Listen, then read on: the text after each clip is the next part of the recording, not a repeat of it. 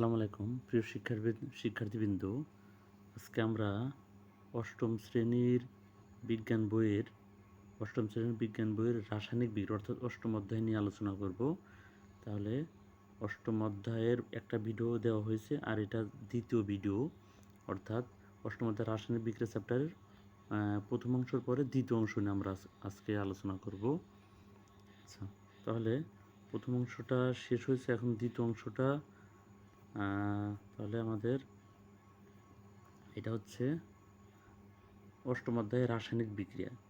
এই চ্যাপ্টার থেকে আমরা আজকে আলোচনা করব হচ্ছে সংযোজন বিক্রিয়া কাকে বলে। এখান থেকে এই যে রাসায়নিক বিক্রিয়ার সংযোজন বিক্রিয়া, তাহলে সংযোজন বিক্রিয়া কাকে বলে এটা নিয়ে আলোচনা করব। আচ্ছা, এখানে যেভাবে থাকুক আমি আমার মতো সংজ্ঞাটা বলে দিই, অথবা তোমরা ইচ্ছা করলে এখান থেকে বলতে পারো। এই যে এ ধরনের রাসায়নিক পরিবর্তন, অর্থাৎ যেখানে একের অধিক পদার্থ একত্রিত হয়ে, যেখানে একের অধিক পদার্থ একত্রিত হয়ে নতুন একটি রাসায়নিক পদার্থ তৈরি করে তাকে সংযোজন বিক্রিয়া বলে। অথবা এভাবে বলতে পারবে, যে রাসায়নিক বিক্রিয়ায় একের অধিক পদার্থ একত্রিত হয়ে সম্পূর্ণ ভিন্নধর্মী নতুন একটি পদার্থ তৈরি করে তাকে সংযোজন বিক্রিয়া বলে। তাহলে যে রাসায়নিক বিক্রিয়ায় দুই বা ততোধিক মৌলবাচক, এভাবে বলতে পারবে যে রাসায়নিক বিক্রিয়ায় দুই বা ততোধিক মৌল অথবা যৌগ একত্রিত হয়ে সম্পূর্ণ ভিন্নধর্মী নতুন একটি পদার্থ তৈরি করে তাকে সংযোজন বিক্রিয়া বলে। যেমন এখানে যে আয়রন এবং সালফার বিক্রিয়া করে আয়রন সালফেট উৎপন্ন হয়েছে, তারপর আবার জিঙ্ক প্লাস সালফার বিক্রিয়া করে জিঙ্ক সালফেট উৎপন্ন হয়েছে। তাহলে যে রাসায়নিক বিক্রিয়ায় একটি যৌগ অথবা একের অধিক মৌল বা যৌগ একত্রিত হয়ে সম্পূর্ণ ভিন্নধর্মী নতুন একটি পদার্থ তৈরি করে তাকে সংযোজন বিক্রিয়া বলে। যেমন এখানে আরেকটা আছে হচ্ছে অ্যামোনিয়া আর হাইড্রোক্লোরিক অ্যাসিড বিক্রিয়া করে অ্যামোনিয়াম ক্লোরাইড উৎপন্ন হলো। তাহলে অ্যামোনিয়া হচ্ছে একটা গ্যাস আর হাইড্রোক্লোরিক অ্যাসিড হচ্ছে, তাহলে অ্যামোনিয়া হচ্ছে একটা গ্যাসীয় পদার্থ আর হাইড্রোক্লোরিক অ্যাসিড হচ্ছে অ্যাসিড। এটা বিক্রিয়া করে অ্যামোনিয়াম ক্লোরাইড, তারপর ক্লোরাইড লবণ উৎপন্ন করলো। হ্যাঁ, এটা একটা সংযোজন বিক্রিয়া। তাহলে সংযোজন বিক্রিয়ার সংজ্ঞাটা কীভাবে বললাম, যে রাসায়নিক বিক্রিয়ায় দুই বা ততোধিক মৌল অথবা যৌগ বিক্রিয়া করে সম্পূর্ণ ভিন্নধর্মী নতুন একটি পদার্থ তৈরি করে তাকে সংযোজন বিক্রিয়া বলে। আচ্ছা, এবার আছে দহন বিক্রিয়া কাকে বলে। দহন বিক্রিয়া, তাহলে দহন বিক্রিয়ার সংখ্যাটা হচ্ছে এরকম, যে রাসায়নিক বিক্রিয়ায় বাতাসের অক্সিজেনের উপস্থিতিতে কোনো পদার্থে অগ্নিসংযোগ ঘটালে তা পুড়ে সম্পূর্ণ ভিন্নধর্মী নতুন পদার্থ উৎপন্ন করে তাকে দহন বিক্রিয়া বলে।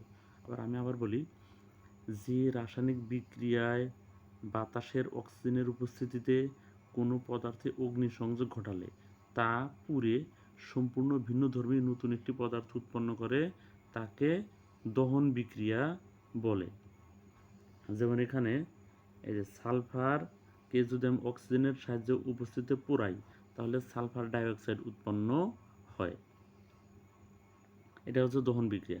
যেমন যদি আমি ম্যাগনেসিয়ামকে যদি অক্সিজেনের উপস্থিতিতে পোড়াই তাহলে ম্যাগনেসিয়াম অক্সাইড উৎপন্ন হয়, যেটা ভিন্নধর্মী একটা নতুন পদার্থ। এটা গেল দহন বিক্রিয়া।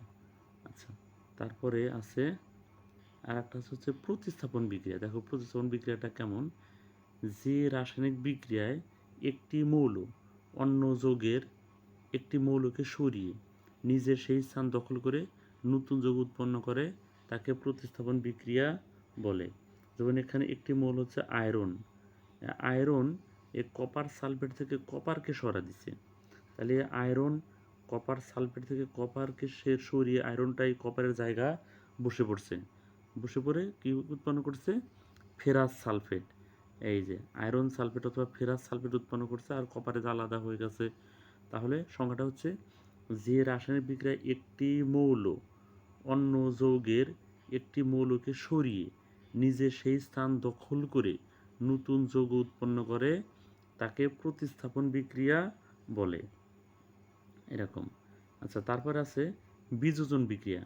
সংযোজনের উল্টা হচ্ছে বিযোজন।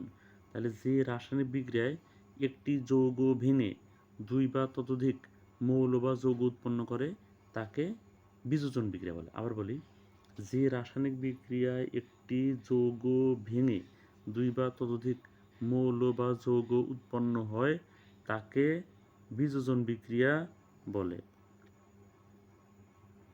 যেমন এই যে একটি মৌল হচ্ছে কপার কার্বনেট, ভেঙে তাপ দিলে কপার অক্সাইড এবং কার্বন ডাইঅক্সাইড উৎপন্ন, এটাও একটা বিযোজন বিক্রিয়া। আচ্ছা, তারপরে কি আছে, এখন বলছে রাসায়নিক বিক্রিয়ায় তাপ শক্তি রূপান্তর। রাসায়নিক বিক্রিয়ায় কীভাবে তাপ শক্তি রূপান্তর ঘটে, এটা কিন্তু ইম্পর্টেন্ট একটাই, খ নম্বর অথবা ক নম্বর এটা আসতে পারে, যে রাসায়নিক বিক্রিয়ায় কীরকম তাপ শক্তি উৎপন্ন হয়। আচ্ছা, এখান থেকে আমরা আর একটা বিক্রিয়া পাবো, সেটা ইম্পর্টেন্ট, খুব ইম্পর্টেন্ট একটা ছোট প্রশ্ন অর্থাৎ সংক্ষিপ্ত প্রশ্ন। যেমন এখানে হচ্ছে এই যে প্রশমন বিক্রিয়া কাকে বলে, এই যেটা প্রশমন বিক্রিয়া কাকে বলে। তাহলে যে রাসায়নিক বিক্রিয়ায় অ্যাসিড ও ক্ষারকের সংযোগে লবণ ও পানি উৎপন্ন হয় তাকে প্রশমন বিক্রিয়া বলে। প্রশমন বিক্রিয়াটা খুব ইম্পর্টেন্ট, কিন্তু আমি আবার বলতেছি, যে রাসায়নিক বিক্রিয়ায় অ্যাসিড ও ক্ষারকের সংযোগে লবণ ও পানি উৎপন্ন হয় তাকে প্রশমন বিক্রিয়া বলে। যেমন এই যে বিক্রিয়াটা, এই যে ক্ষারক আর হচ্ছে অ্যাসিড, তাহলে ক্ষারক এবং অ্যাসিড বিক্রিয়া করে এই যে ক্যালসিয়াম অ্যাসিটেট, এই যে ক্যালসিয়াম অক্সাইড হচ্ছে চুন, আর অ্যাসিটিক অ্যাসিড হচ্ছে এটা অ্যাসিড, তাহলে চুন হচ্ছে ক্ষারক, তাহলে ক্ষারক এবং অ্যাসিডের বিক্রিয়ায় লবণ, এই যে ক্যালসিয়াম অ্যাসিড এটা হচ্ছে লবণ, ও পানি H2 পানি উৎপন্ন করে তাকে প্রশমন বিক্রিয়া বলে। আচ্ছা, প্রশমন বিক্রিয়ার আরও কিছু যদি আমি সংজ্ঞা দেই, তাহলে এটা এইভাবে বলা যেতে পারে, যেমন ক্যালসিয়াম অক্সাইড, যেমন CaO, calcium oxide plus HCl যদি দেই আমি, তাহলে এটার বিক্রিয়া কি উৎপন্ন হতে পারে। যেমন ক্যালসিয়াম অক্সাইড হচ্ছে চুন মানে ক্ষারক, আর HCl হচ্ছে অ্যাসিড, হাইড্রোক্লোরিক অ্যাসিড, দুইটা বিক্রিয়া করে হবে ক্যালসিয়াম ক্লোরাইড, তাহলে এটা হবে CaCl2, ক্যালসিয়াম ক্লোরাইড প্লাস পানি, তাহলে এটা কেমন হবে H2O, পানি, ক্যালসিয়াম ক্লোরাইড প্লাস পানি উৎপন্ন হবে। আচ্ছা, তারপর যদি আমি আর একটা বিক্রিয়া দেই, যেমন কীরকম হতে পারে, calcium hydroxide CaOH2, calcium hydroxide চুনে পানি, এটাও ক্ষারক, প্লাস নাইট্রিক অ্যাসিড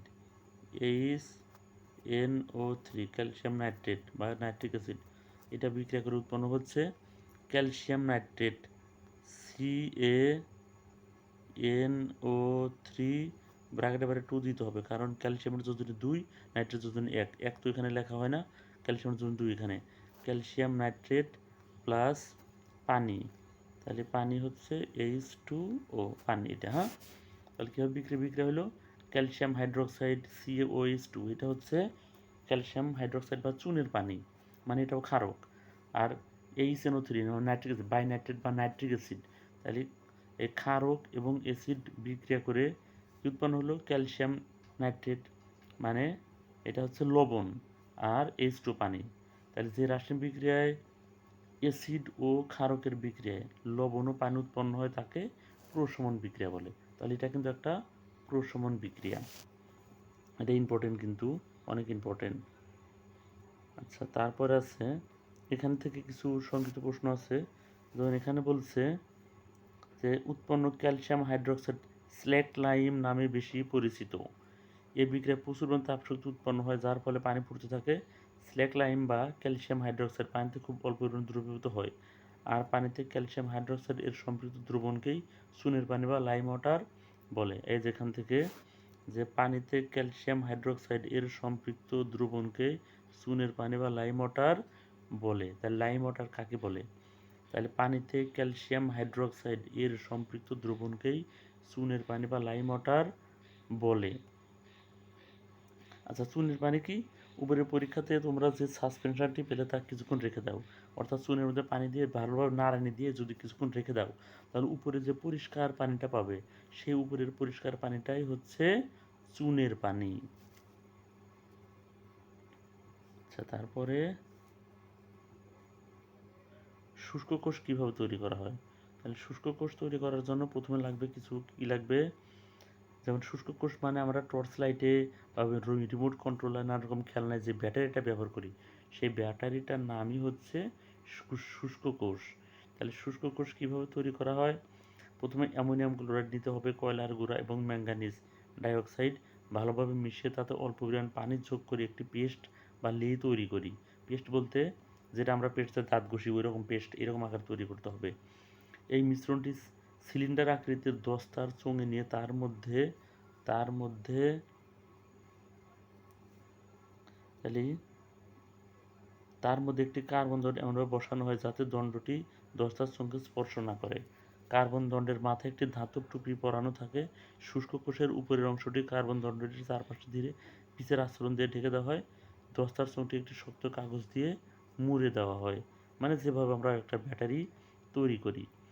এখন এই যে ধাতব টুপি দিয়ে ঢাকা কার্বন দণ্ডের উপরিভাগ হচ্ছে ধনাত্মক তড়িৎদ্বার বা ক্যাথোড হিসেবে কাজ করে, আর দস্তার চোঙটা হচ্ছে অ্যানোড বা ঋণাত্মক তড়িৎদ্বার হিসেবে কাজ করে। হ্যাঁ, আচ্ছা, তাহলে এইভাবে এই যে একটা ব্যাটারি কীভাবে হচ্ছে যে ব্যাটারি ধনাত্মক ও ঋণাত্মক প্রান্ত একটা তার দিয়ে একটা লাইটের সাথে সংযুক্ত করে দিলে লাইটটা জ্বলে উঠলো। এটা হচ্ছে ব্যাটারির মধ্যে ছিল রাসায়নিক শক্তি, সেটা আলোক শক্তিতে রূপান্তরিত হইল। হুম, তাহলে এভাবে তোমরা ভালো করে পড়ে নিবা। তাহলে এই চ্যাপ্টারটা কিন্তু ইম্পর্টেন্ট একটা চ্যাপ্টার। এই চ্যাপ্টার থেকে প্রায় সময় কিন্তু প্রশ্ন এসে থাকে, তাহলে ভালো করে পড়ে নিবা তোমরা। হ্যাঁ, আচ্ছা, আজকের মতো এখানেই শেষ, এই চ্যাপ্টার শেষ। পরবর্তী চ্যাপ্টার ভিডিওতে আমরা অন্য কোনো চ্যাপ্টার নিয়ে আলোচনা করব, যেটা ইম্পর্টেন্ট একটা চ্যাপ্টার হতে পারে। পৃথিবী, মহাকর্ষ অথবা আলো, যে দুইটাই কিন্তু ইম্পর্টেন্ট একটা চ্যাপ্টার। আলো থেকে প্রশ্ন আসবে, পৃথিবী ও মহাকর্ষ থেকে প্রশ্ন কিন্তু আসবে, এটা নিয়ে আলোচনা করব।